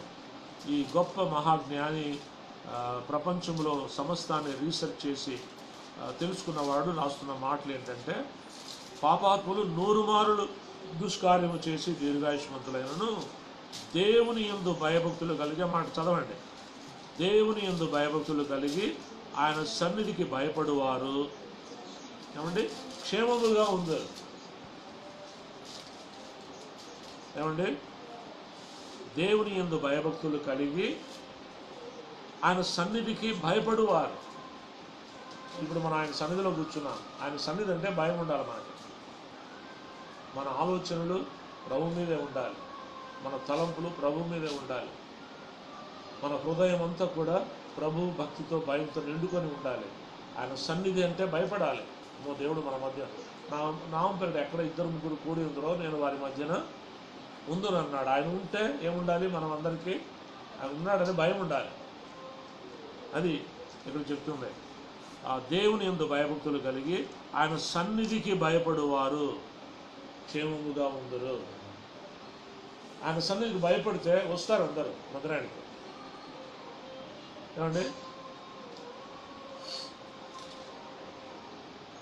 సరే, ఎవరు భయపడి రావడం లేదు.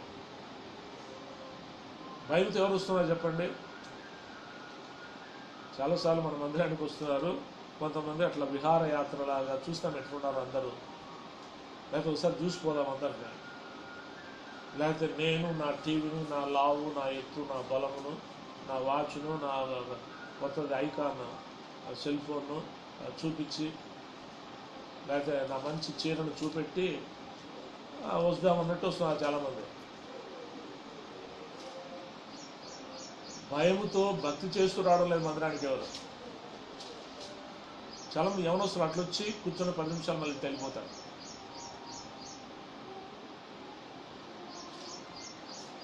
ఎందుకు వస్తున్నారు, ఎందుకు పోతున్నారు నాకు అర్థం కాదు. కూర్చుంటారు, సెల్ ఫోన్ మోగుతుంది, వెంటనే బైబిల్ ఆడ మూసేసి ఇట్లా దూరం చేసి లేచి దాన్ని పట్టుకొని పరిగెత్తారు బయటికి. మళ్ళీ వస్తారు లోపలికి, లేకపోతే అట్ట వెళ్ళిపోతారు. దేవుని సన్నిధికి భయపడుతున్నారా అని అడుగుతున్నాయి. నేనైతే ఆ లోపలికి వస్తే నేను కానీ నా భార్య కానీ సెల్ ఫోన్ తేమండి, అది ఎంతన్నా మోక్కొని, అది ఆదివారం కావచ్చు, మంగళవారం కావచ్చు, బేస్తవారం కావచ్చు, సెల్ ఫోన్ మా వెంట తీసుకుపోం. మళ్ళీ వచ్చినాక చూసుకుంటా మిస్డ్ కాల్స్ ఏమైనా ఉంటే. ఈనాడు భయం లేదండి. సెల్ ఫోన్ ఉంటే ఒక గుండెను హత్తుకున్నట్టుగా గుండెలాగా పెట్టుకుంటున్నారు సెల్ ఫోన్. ముఖ్యంగా ఏమనొస్తున్నా అంటారు, అది లేకుంటే బతకలేమన్నట్టుగా ఉన్నారు. దేవుని సన్నిధికి వచ్చినప్పుడు తేవద్దండి. దేవుని కంటే ఎక్కువ నా సెల్ ఫోను, అందులో మాట్లాడేవాళ్ళు. నిజంగా దేవునికి భయపడేవాళ్ళు అయితే దేవుని సన్నిధికి వచ్చేటప్పుడు ఆ సెల్ ఫోన్ను ఎవరు తయారు తెచ్చినా దాన్ని ఆఫ్లో పెట్టారు. అలాగైతే ఆయన భయభక్తులు కలిగి ఆయన సన్నిధికి భయపడువారు క్షేమముగా ఉందురు. క్షేమం కావాలా? క్షేమం అంటే దాంట్లో అర్థాలు చాలా ఉన్నాయి. ఆరోగ్యం కానీ, బలము కానీ, శక్తి కానీ, లేకపోతే కులాస కానీ, సంతోషం కానీ చాలా ఉన్నాయి. క్షేమం అంటే సమాధానం కానీ, శాంతి కానీ, ఆనందం కానీ, ఇవన్నీ కలిపితేనే క్షేమం అంటారు. అట్టి క్షేమం మీకు నాకు కావాలంటే దేవునికి భయపడాలి, భక్తి చేయాలి. ఆయన సన్నిధి అంటే భయపడాలి. ఎవరికి ఉంది భయం? గంటన్నర చెప్తాడు అన్న, గంట లోపల ముగించమంటే ముగించడం ఎవరు పోతారండి? అంతసేపు ఎవరు కూర్చుంటారు అని నేను వినే మాటలు వింటున్నాను. కాబట్టి కూర్చోలేను రావద్దండి అంటాను నేనైతే. భయపడి భక్తి చేయాలంటే ఊరికి ఆపద ముక్కులు మొక్కుకోవడానికి అట్లా ఇట్లా వచ్చి అట్లా వెళ్ళిపోవాలా? అరగంటలో ముగించాలా? ఎవరి కోసం వస్తున్నావు? దేనికి వస్తున్నావు? వచ్చేవాళ్ళు ఓపిక లేనివాళ్ళు, కూర్చోలేని వాళ్ళు అసలు రావద్దు.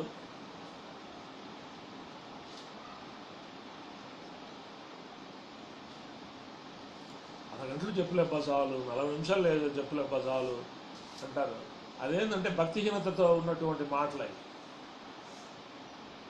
అంటే అట్లయితే అందరూ సంతోషంగా పోతారు. 40 నిమిషాలు, అర్ధగంట అయితే ఎవరికి కావాలి నీ సంతోషం? నాకు అక్కర్లా. నీ సంతోషం నాకు అక్కర్లా. నేను దేవుడు ఏం చెప్పాడో నేర్పించేంతవరకు గుర్తుపెడతా. నువ్వు కూర్చున్నా నేను బలవంతం గుర్తుపెట్టాను. వెళ్ళిపోతే లేచి వెళ్ళిపోవచ్చు, నేనేమి బాధపడను మీ గురించి.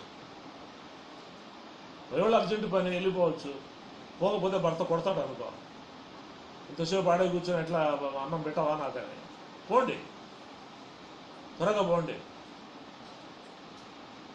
కానీ ఇద్దరు ప్రాబ్లం ఏమన్నాడంటే, మారు మనసు అక్కర్లేని 99 మంది నీతిమంతుల కంటే మారు మనసు పొందు ఒక్క పాపి విషయమై పరలోకంలో దేవుని దూతలైతే ఎక్కువ సంతోషం కలుగుతాను. ఒకటి చాలా ఆయనకి. నేను చెప్పేంత లాస్ట్లో ఒకరు కూర్చోండి, ఇద్దరు కూర్చోండి చాలు. నాకు సంతోషమే, దేవునికి సంతోషమే. మధ్యలో లేచిపోండి. ఇది ప్రభు సన్నిధి. మనం భయపడాలి, భక్తి చేయాలి, ఆయన మాటలు ధ్యానం చేయాలి, హెచ్చరికలు పొందుకోవాలి, వాటిని అనుసరించి ప్రవర్తించాలి. అప్పుడే క్షేమం మనకి, అప్పుడే జీవన, అప్పుడే ఆశీర్వాదం. చూడండి ఎంత మంచి మాటలో. లూకాసు సువార్త 23, లూకాసు సువార్త 23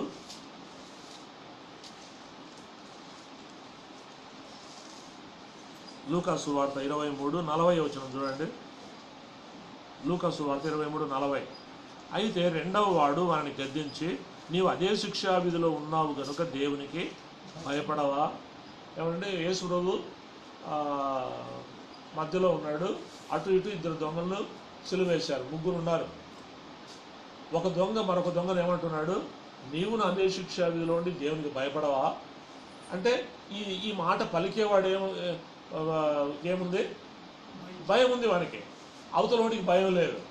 భయపడవా అంటే నేను భయపడుతున్నాను, నువ్వు భయపడవా దేవునికి అంటే ఏమై 43 వచనం చూడండి. అందుకు ఆయన వానితో, నేడు నీవు నాతో కూడా పరదేశులో ఉండు అని నిశ్చయముగా నీతో చెబుతున్నాను. భయపడినందుకు ఏమొచ్చింది మనకి? పరలోకం వచ్చిందండి. చూసారు అద్భుతం. దేవునికి భయపడే వాళ్ళకు, భక్తి చేసే వాళ్ళకు దేవుడు ఏమిస్తాడు? పరదేశం ఉంది ఇక్కడ. పరదేశం అంటే పరలోకములో వేసిన దేవుని ఏదేను తోట, పరమ ఏదేను. పరదేశం అంటే అర్థం ఏంటంటే పరమ ఏదేను. పరలోకములో భూలోకములో ఏదేను తోట సర్పం పోయి నాశనం చేసింది. ఏమండి? అవ్వను, ఆదామును. పరలోకములో ఒక పరదేశం ఉంది, పరమ ఏదేను. ఆ పరమ ఏదేనులోనికి, పరలోకంలో ఉండే దేవుడు వేసిన ఏదేను తోటలోనికి ప్రవేశించగలిగాడు ఎవరు? దొంగ. దేన్ని బట్టి తీసిపడాటికి వాడిని? దేవునికి భయపడినందున. నీవు అదే శిక్షలో దేవునికి భయపడవా? భయపడేవాడికే పరలోకం చెప్తున్నా. భయం లేకుండా ఊరికి వచ్చిపోతారు చూడు అట్లా మన ఎర్రగుంట్ల చర్చిలోకి. వాళ్ళకి ఊరికి రాదు పరలోకం. సెల్ వస్తాను లేచి పరిగెత్తిపోతాడు బయటికి, మళ్ళీ లోపల రాకుండా. పరలోకాన్ని పోరు వాళ్ళు. ఎందుకు పోరు అని చెప్తానంటే ఈ వాక్యాన్ని బట్టి చెప్తున్నా. భయపడితే బయటికి పోరండి. భయపడితే ఆ సెల్లు బయటికి తీయరండి. భయపడితే దాన్ని ఆన్లో పెట్టరండి, సైలెంట్లో స్విచ్ ఆఫ్ చేయాలి. ఇట్లా చెప్తానండి కోపం అందరికి నా మీద. నాకు తెలుసు ఎవరెవరు కోపం ఉన్నారో నా మీద. అందరి పేర్లు తెలుసు నాకు. నేనైతే లెక్క చేయలేవని.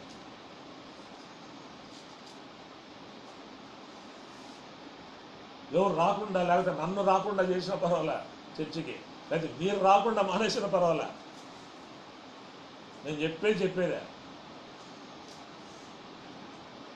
భయం ఉంటే సెల్ తీసుకొని బయటికి పోతారండి. మధ్యలో వర్తమానం మధ్యలో ఉంటే, మన మధ్యలో ప్రభు ఉంటే, నా నామ పేరు ఎక్కడ తిరుగుతున్నావు వారి మధ్యలో నేను ఉందును అన్నాడు. ఆయన ఉంటే నీ సన్నిధి మాకు అక్కర్లేదు. ఈ సెల్ ఫోన్లో ఉండేవాడే కావాలి నాకు, ఆమె కావాలి నాకు అని పోయేవాళ్ళు, లేకపోతే ఆఫీసరే కావాలా, ఆ మాస్టరే కావాలి నాకు, ఆ ప్రిన్సిపలే కావాలా, నువ్వు నీ వాక్యము నీ మాటలు నాకేమక్కర్లేదు లేచిపోయే వాళ్ళకి పరలోకం వస్తుందని అడుగుతున్నాయి. భయపడేవాడు కాబట్టి దొంగ పరదేశికి పోయాడు. భయం లేని వాళ్ళకి ఏమొస్తుందండి? నువ్వు 10 లక్షల ధనమి దేవుని మందిరానికి, నువ్వు పరలోకానికి. లేదా బంగారు గడియారం చేసి పెట్టాడ, బంగారు ఫ్యాన్లు తయారు చేసి చర్చిలో పెట్టు. భయపడకపోతే నీకు పరలోకం లేదు. చివరి మాట చూపించి నేను ముగిస్తాను. కొరింథీయులకు రాసిన 2వ పత్రిక 7:1. కొరింథీయులకు రాసిన 2వ పత్రిక 7వ అధ్యాయం 1వ వచనం.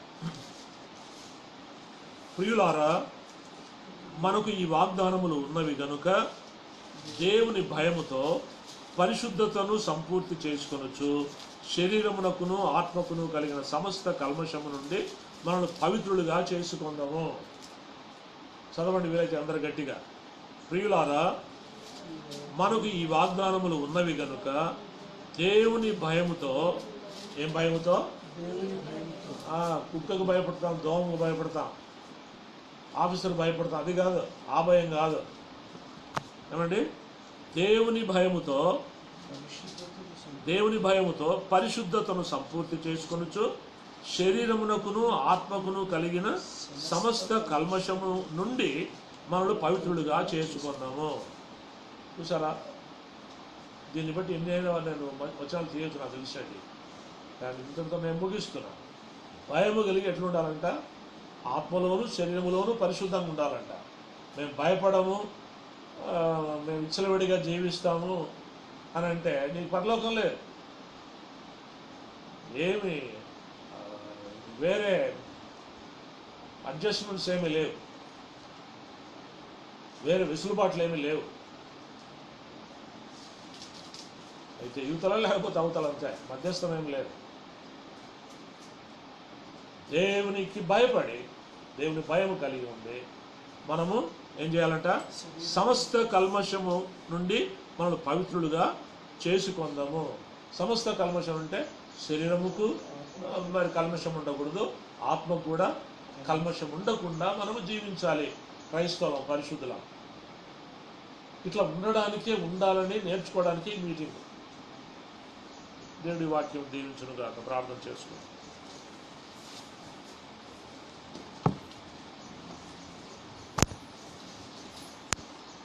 కరుణగల తండ్రి, కృపగల మా నాన్న, జీవాధిపతి, నమ్మకమైన దేవ, వాక్యమై ఉన్న దేవ, మీకు వందనములు, స్తుతులు, స్తోత్రములు, స్తుతియాగములు, జిహ్వాఫలములు మీకు సమర్పించుకుంటున్నాను. ప్రభు, వాక్యం ఎంత వివరంగా ఉంది నాయన. ఒకసారి మనిషిగా మేము పుట్టిన తరువాత నాయన, మా జీవితకాలం అంతట్లో కూడా మీరు మా యొద్ద కోరుకునేది, మా కర్తవ్యం, మా విధి, మా డ్యూటీ ఆయన మేము కలిగి ఉండవలసినటువంటి గొప్ప సారం మా జీవితంలో ఒకటే, యెహోవా యందు భయభక్తులు కలిగి ఉండి చెడుతనమును అసహించుకొని నీ ఆజ్ఞలన్నీ కూడా, కట్టడలన్నీ, విధులన్నీ కూడా నెరవేరుస్తూ ఉండాలి. మానవ కోటికి ఇదే విధి అన్నారు.